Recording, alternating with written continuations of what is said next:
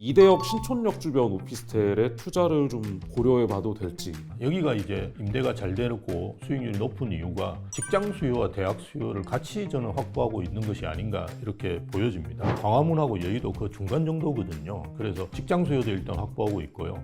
주변에 대학들도 상당히 많습니다. 15만 명의 임대 수요를 확보하고 있다라고 볼 수 있고요. 여기는 신축 같은 경우는 한 120만 원 정도 월세를 얻을 수 있으니까요. 저는 운영 수익 측면에서는 유망하다고 봅니다. 근데 이제 유의하셔야 될 점은 월세 수익은 잘 나오는데요. 여기도 시세 차익, 즉 팔아서 얻는 수익은 아직은 크지를 않는 걸로 보여집니다. 이게 원체 이제 전세 사기의 여파가 크다 보니까 비아파트 시장 자체가 사실은 죽어 있는 상황이거든요. 하지만 계속적으로 이제 아파트뿐만이 아니라 오피스텔도 공급이 지금 급감하고 있는 상황이니까요. 이런 식으로 계속되는데 월세가 계속 오른다 그러면 궁극적으로 이제 시세 차익에 따른 황금성 같은 것도 높아지지 않을까 이렇게 봅니다. 구독자 여러분 안녕하세요. 금주머니TV입니다. 어느덧 2024년도 한 달 남았습니다. 오늘은 수익형 부동산의 대표 상품이죠. 오피스텔에 대해서 다뤄보려고 합니다. 지금이 오피스텔 투자에 과연 적당한 때일까요? 만약에 한다면 어떤 점을 염두에 두고 접근을 해야 될까요? 심영석 우대빵 부동산 연구소장과 함께합니다. 안녕하세요, 소장님. 예, 안녕하십니까. 소장님, 오피스텔은 막연히 혼자 사는 소형 주택이라는 그런 좀 이미지가 있는데 정확히 어떤 종류의 부동산입니까? 예, 오피스텔은 오피스와 호텔의 합성어인데요. 그래서 업무 공간과 주거 공간이 이제 합쳐져 있다라고 생각하시면 되는데요. 업무 시설로 어쨌든 분류가 되는데 주거용으로 사용이 가능하기 때문에 임대를 할 수 있습니다. 그래서 월세를 노리시는 분들이 대부분 투자를 하신다고 생각하시면 되고요. 초보 투자자분들이 많이 이제 하시는 상품이라고 볼 수 있습니다. 구독자 여러분들이 꼭 알고 넘어가야 할 중요한 포인트 좀 알려주십시오. 예, 그 오피스텔의 정의를 이제 정확하게 이해하시는 것이 좋은데요. 오피스텔은 이제 주거 업무를 모두 할 수 있는 법상으로 보면 준주택이라고 우리가 표현하는데요. 그러다 보니까 주거용 오피스텔과 업무용 오피스텔 이렇게 두 개로 나눈다고 볼 수 있습니다. 그래서 주거용 오피스텔 같은 경우는 이제 거주 목적으로 하시는 거겠죠. 그러다 보니까 이제 주택수에 포함된다고 생각하셔야 되고요. 업무용 오피스텔 같은 경우는 주택수에 포함이 되지 않습니다. 그래서 주택을 더 늘리는 것에 부담을 느끼시는 분들 같은 경우는 당연히 이제 업무용으로 임대를 하시면 좋고요. 주택수에 포함되느냐 안 되느냐 중요한 이유는 세금 때문입니다. 그래서 사실은 우리가 2020년 8월 10일 이후에 구입한 주거용 오피스텔 같은 경우는 주택수에 포함된다라고 생각하시면 되고요. 그 이전에 매입한 오피스텔 같은 경우는 주택수에 포함되지 않습니다. 그리고 임대사업자 등록이 가능하기 때문에 사시면 이제 취득세도 면제가 되고요. 업무용 오피스텔 같은 경우는 이제 부가세도 환급됩니다. 정부는 8월 8일 날 부동산 대책을 발표하면서 신축 소형이죠. 전용 이제 60제곱미터 이하입니다. 그 오피스텔 같은 경우는 2027년까지 주택수에 제외된다고 발표를 했습니다. 그리고 건축 기준도 계속 완화되고 있는데요. 발코니 설치는 이미 되었고요. 그리고 최근에 발표된 게 이제 바닥 난방 제한이 예전에는 규모에 따라서 달랐는데요. 이제는 완전히 이제 폐지되었습니다. 그래서 모든 오피스텔이 바닥 난방이 가능해졌습니다. 오피스텔을 주거나 투자용으로 이렇게 주목하는 이유가 뭔가요? 먼저 일단 가격이죠. 그 아파트에 비해서 굉장히 저렴합니다. 분양가부터 소형 아파트 전세 가격 정도로 이제 저렴하니까요. 개인이 신용대출 받으셔서도 매입하실 수 있다라고 볼 수 있고요. 그 다음은 이제 입지나 상권이 검증된 상업지역이라고 하죠. 이런 곳에서 많이 이제 조성이 되죠. 그러다 보니까 이제 교통, 편의시설, 상권 이런 데가 아주 좋습니다. 그러다 보니까 신혼부부나 직장인 그리고 1인 가구, 학생 이런 분들이 당연히 이제 선호하시게 되니까요. 임대가 잘 된다고 볼 수 있죠. 그리고 절세용으로도 괜찮습니다. 업무용으로 취득하면 부가세를 환급받을 수 있고요. 신축 소형 60제곱미터 이하입니다. 주택을 취득하면 2027년만까지 부동산 세금 산정을 할 때 주택수에서 제외가 됩니다. 이런 오피스텔이 구체적으로 주거나 투자를 했을 때 어떤 단점들이 있습니까? 예, 일단 투자로 생각하신다 그러면 아파트보다는 일단 황금성이 떨어지죠. 그래서 잘 팔리지가 않는다 생각하시는 게 좋고요. 그리고 시간이 갈수록 이게 노후도가 빨리 진행됩니다. 그래서 가치의 이제 감소폭이 크다라고 볼 수 있고요. 그리고 상업용지에 짓기 때문에 뭐 사실은 그 재건축도 쉬운 게 아니고요. 시세 차익을 기대하기는 쉽지가 않습니다. 또 이제 세금 부분인데요. 세제 혜택이 있다고 했는데 사실은 오피스텔 같은 경우 일단 취득할 때 취득세가 4.6%로 이제 높습니다.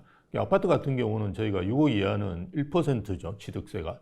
그리고 9억이 넘어가도 한 3% 정도이기 때문에 우리가 퍼센트로 따지고 보더라도 오피스텔 취득세가 높습니다. 세 번째는 좀 부차적인 거긴 한데요. 관리비가 이제 동일한 면적의 아파트에 비해서 높다라고 볼 수 있습니다.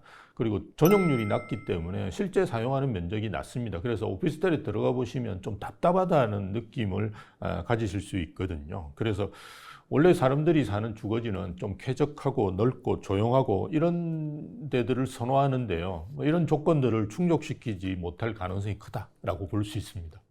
소장님, 정부가 지난 8월 8일에 비아파트 시장을 옥죄던 그런 규제들을 대폭 풀었는데 이 정부 정책의 효과가 있었다고 보세요? 어떻게 보세요? 당장은 뭐 효과가 그렇게 크지는 않은 것 같고요. 일단 월세 가격은 최근에 많이 오르고 있습니다. 한국부동산원에 의하면 1월에 88만 9천 원이었던 서울 오피스텔 평균 월세가 지금 90만 2천 원으로 90만 원을 넘어섰습니다. 이게 사실은 소형이고, 그죠? 평균 월세니까 뭐 괜찮은 지역은 이제 100만 원이 훌쩍 넘는다고 볼 수 있죠. 그래서 이런 지역이 이제 서부권인데요. 상승률도 2% 가까이 되고요. 그리고 신촌이나 이대역 오피스텔 월세 같은 경우는 100만 원을 훌쩍 넘었다라고 볼 수 있습니다. 이렇게 그 월세가 계속 오르는 이유는 공급량이 부족하다라고 볼 수 있죠.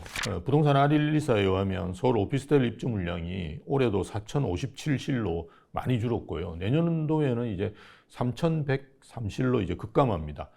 그리고 최근에 이제 공사비가 많이 늘어나고 있는 부분은 아파트보다도 오히려 세대수가 적은 오피스텔에 더 큰 영향을 미칩니다. 또 월세 같은 경우는 거의 실수요죠. 그래서 하방 경직성이 있다 보니까 어느 정도 이제 투자할 수 있는 여건은 되고 있습니다. 수익률은 한 5.4% 정도 지금 평균 나오는 걸로 이제 통계상으로 보이는데요. 하지만 그 앞에서도 저희가 계속 말씀드려왔지만 전세 사기 여파로 인해서 최근에 이제 오피스텔을 매수하려고 하시는 분들 수요는 많이 줄었어요. 그래서 이제 금리도 떨어지고 이러면 나중에 이제 환경은 좋아지겠지만 아직까지는 조금 더 기다리시는 것이 좋지 않을까 이렇게 보고 있습니다. 이 오피스텔에 투자를 하고 싶을 때 주의해야 할 점은 어떤 것들이 있습니까? 오피스텔이라고 하는 부동산의 근본적인 특징을 좀 파악할 필요가 있는데요. 우리가 대부분 이제 부동산에 투자할 때는 시세 차익을 노리고 합니다. 사실은 오피스텔은 그렇게 하시면 안 됩니다. 왜냐하면 시세 차익이 거의 없는 상품이거든요. 그래서 월 고정 임대 수익, 저 월세죠. 이걸 이제 염두에 두고 투자를 하셔야 됩니다. 그렇기 때문에 임대 수익률을 잘 계산하시고 판단하시는 게 좋은데요. 우리가 예를 하나 들어보면 2억짜리 오피스텔을 천에 한 80만 원 정도 임대료를 받는 걸로 이렇게 가정을 해보면요. 실투자금은 이제 1억 9천 정도 되죠. 그리고 연수익금이 한 960만 원 정도 나옵니다. 그래서 수익률이 대략 한 5% 정도 이렇게 나오거든요. 그러면 뭐 은행 이자라든지 여러 가지를 거를 고려해 보면 뭐 괜찮다라고 생각하실 수 있는데요. 앞에서 설명드렸던 저희 취득세가 4.6% 일단 높습니다. 또 하나는 재산세 같은 경우도 2억 원 이하 같은 경우는 공시가격 70%를 과세 표준으로 해서 한 0.2% 정도를 부과합니다. 그 다음에 이제 다른 상품하고 비교해 볼 때 어쨌든 유지 비용이 이제 많이 든다고 생각하셔야 되고요. 그리고 오피스텔에 거주하는 분들은 아무래도 단기에 이제 거주하시는 분들이 많거든요. 그렇다 그러면 우리가 이걸 임대하기 위해서 거래 비용이라고 그러죠. 중개보수라든지, 그죠? 이런 비용들을 또 지출하셔야 되거든요. 그래서 이런 점들을 다 고려하신다 그러면 한 1% 정도는 감액을 하시고 수익률을 계산해 보시는 것이 좋지 않을까. 또 생각해 보셔야 될 점이 사업하시는 분들 같은 경우 또는 뭐 은퇴하셨다 이러면 이게 이제 건강보험료에 임대사업 소득이 들어가거든요. 그리고 이제 피부양자라고 해서 혜택을 누리시는 분들 같은 경우 그 혜택이 박탈될 수 있습니다. 그래서 이런 점들도 유의하시는 것이 좋고요. 그리고 오피스텔이 어느 정도 규모로 공급되고 있는지 이런 것도 살펴보시는 게 좋습니다. 공급 과잉인 지역 같은 경우는 월세를 계속 내려야 될 수도 있고요. 공실로 문제도 발생할 수 있습니다. 중대형 오피스텔을 대안으로 생각하시는 분도 계신데요. 중대형 오피스텔 같은 경우는 관리비가 더 높겠죠. 그래서 임차인들이 선호 안 할 수도 있습니다. 나는 월세를 주로 하겠다, 시세 차익보다. 그럴 경우에는 소형 오피스텔을 하시는 것이 좋지 않을까, 이렇게 생각이 들고요. 그리고 마지막으로는 어쨌든 오피스텔은 감가상각이라든지 이게 노후도가 빨리 진행됩니다. 그래서 신축이나 준신축을 하시는 것이 좋고요. 새 오피스텔을 하시는 것이 좋지 않을까, 이렇게 봅니다. 지금도 여긴 괜찮다. 뭐 여기는 지금 들어가도 되겠다. 이런 좀 투자 가치를 봤을 때 유망한 곳을 좀 소개해 주신다면 좀 어떤 곳들이 있습니까? 예, 저희가 입지를 항상 부동산은 보셔야 됩니다. 특히나 오피스텔 같은 경우는 서울 외곽이나 지방은 상당히 위험할 수 있습니다. 왜냐하면 임대 수요 자체가 빨리 줄어들기 때문에요. 그래서 서울 내에 이제 투자하시는 게 제일 좋고요. 아무래도 강남이 제일 낫겠죠. 기업들도 많고요. 교통망도 굉장히 잘 발달되어 있으니까 수요가 높습니다. 보내드리는 부분은 최근에 입주한 지 얼마 안 된 오피스텔은 아무래도 그동안 이제 공사비의 그런 높은 점들에서 좀 피할 수 있는 오피스텔이었거든요. 그래서 그런 데들을 좀 고르시는 것이 좋지 않을까, 이렇게 생각이 들고요. 그다음 서남권 지역 같은 경우도 여의도라든지 영등포, 동작구도 뭐 마찬가지입니다. 이런 지역들은 강남으로의 접근성이 상당히 좋죠. 그래서 괜찮다라고 볼 수 있고요. 서북권도 상당히 좋습니다. 여기는 이제 마포, 서대문, 은평구 이런 쪽인데요. 서울 도심과의 접근성이 굉장히 좋습니다. 그리고 임대료도 비교적 뭐 저렴하거든요. 이런 쪽에도 뭐 역세권 오피스텔 매입하셔가지고 임대사업 하시는 것도 괜찮지 않을까, 이렇게 봅니다. 마지막으로 제가 한 곳을 콕 찍어서 얘기를 한번 나눠보겠습니다. 서울 지하철 2호선 이대역 신촌역 주변인데요. 뭐 여기는 저도 사실 대학생 때 많이 다녔던 곳인데 지금은 가보면 상권들은 다 죽었는데 그냥 오피스텔 촌이 되어버린 느낌입니다. 월세가 100만 원이 넘어가도 공실이었답니다. 이 이대역 신촌역 주변 오피스텔에 투자를 좀 고려해봐도 될지 하고 앞으로 이 일대 오피스텔 시장 전망이 어떨지 한 말씀 부탁드립니다.